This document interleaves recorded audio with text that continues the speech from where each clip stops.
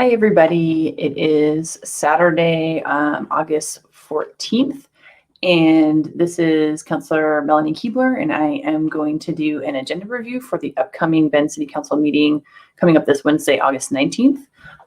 First, I am going to, though, start with a little update before we get into the agenda. And what I wanted to talk about was the fact that we are seeing a very large spike in our COVID cases in Deschutes County, which includes Bend, and that this is having obviously a negative effect on our community and a huge negative straining effect on our healthcare system and everyone that works in it. So I just wanted to talk about that for just a minute. I'm going to show you our county's coronavirus website. If you type in Deschutes County COVID, you'll find this website. I just wanted people to see it.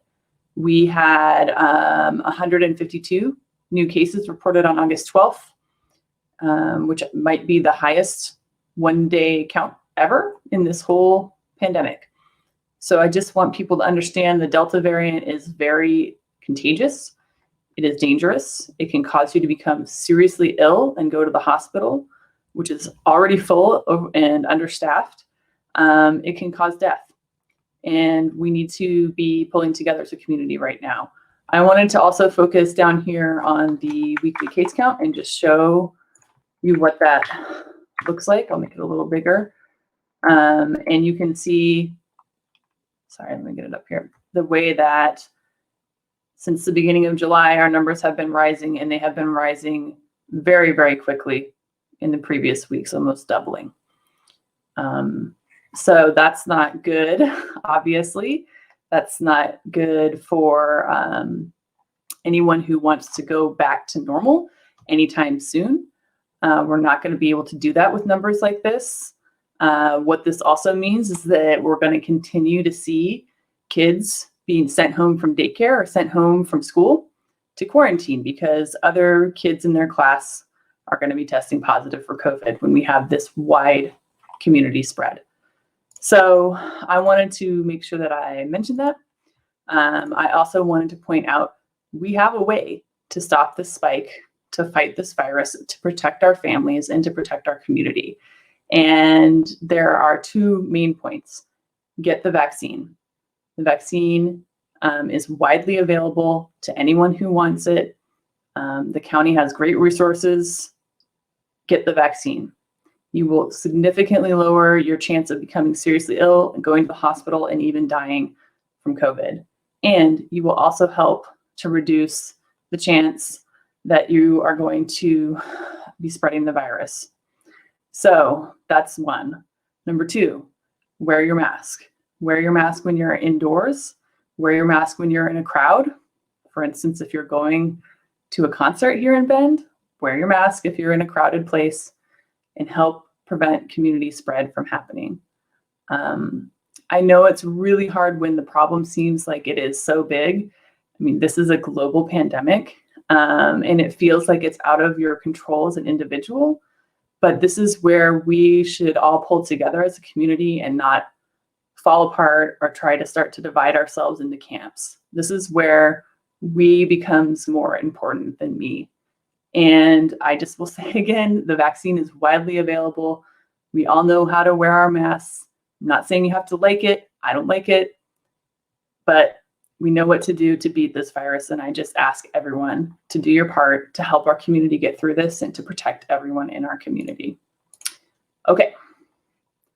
So let's get on to the agenda. All right. So here's our agenda for the upcoming meeting. As always, there's a link on the top here to join by Zoom to give public comment. I haven't had it 100% confirmed, but I believe we will be everyone virtual again at this meeting. Given those numbers I just looked at, I assume that's going to be the case. We're going to have a work session starting at 5 p.m. This is going to start with an executive session for about 20 minutes.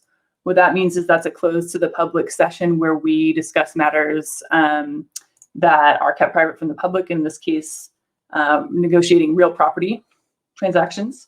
Then we're going to come back around 5:30, and then you will be able to see some pretty cool updates. I encourage people who are interested in the Central District and the Hawthorne Crossing to tune in to our work session to see some of these presentations. And then always, it's always good to hear from Habitat Humanity about what they're doing for affordable housing in our community as well. So I think it'll be a good work session. Then we'll move on to the business meeting through our usual items with the land acknowledgement and public comment and our consent agenda, which, reminder, is just routine items that we approve all at once. And then I wanted to talk a little bit about what our first item is here. It's a public hearing on the master plan, the Stevens Ranch master plan development. And there's been a lot of mentions about Stevens Road and Stevens Ranch. And so I just wanted to be really clear. Anyone who's interested in this, obviously, tune in. This is a public hearing, so there will be a time for people to comment specifically on this item. And if you click into the materials, you'll find in one of the PDFs this map. And this part that says DSL property, that's what we're going to be talking about the master plan for. I'm kind of circling it with my cursor if you can see it. That's what we're talking about, this chunk of land. Now, you may have also heard about a bill in our legislature to bring some other land near Stevens Road into the UGB that did pass and the governor signed it. If you see my mouse over here, that's that piece of land.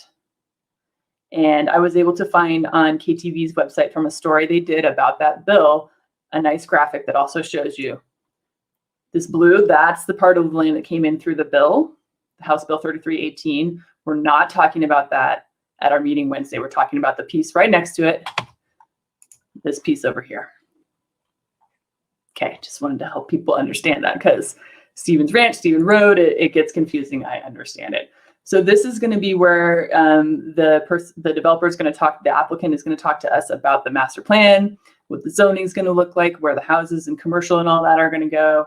And we'll have a presentation, and then we'll vote on both that and official annexation of that land into the city. And then at a later meeting, we will be talking about the master plan for that other side of that tract of land that the governor signed the bill for. And I'm sure I'll be talking in more detail about that when that gets up on our agenda. Okay. And then these other items about transportation projects are related to that Stevens Ranch master plan because they're talking about plans for the developer to do improvements around that development. For instance, Ferguson, extension of Reed Market, 27th. Those are all going to be part of that development. Is going to be transportation improvements there. And of course, sewer and infrastructure investments as well. And then a couple, this is actually had never heard of Lightspeed Networks, but apparently they do business fiber optic, and they are in negotiation for a franchise agreement. That's what that agenda item is. And then we are doing an official approval of our supplemental budget, and this is ARPA funds, American Rescue Plan Act funds that we discussed in a previous meeting. And in this item, you'll see the information about those budget adjustments, and then we're going to officially vote on approving those at the meeting this Wednesday. And then we have a couple second readings of things we already discussed at our last meeting. And then we get down to our council action and reports. So that's the meeting for this Wednesday, August the 19th. Again, I do think it's going to be a pretty interesting work session if you're interested in the Bend Central District. So definitely tune in for that. Just know that the first half hour or so is going to be closed to the public, but then we'll get into those presentations. And I think there's going to be some good visuals and some good information there if you're interested in the Central District. As always, you can send your input to us before the meeting at this address, councilall@bendoregon.gov, or like I said, use the Zoom link at the top of the agenda to call in and give public comment orally. And I hope people can make it and watch us do some work on Wednesday, August the 19th. Thanks, everybody.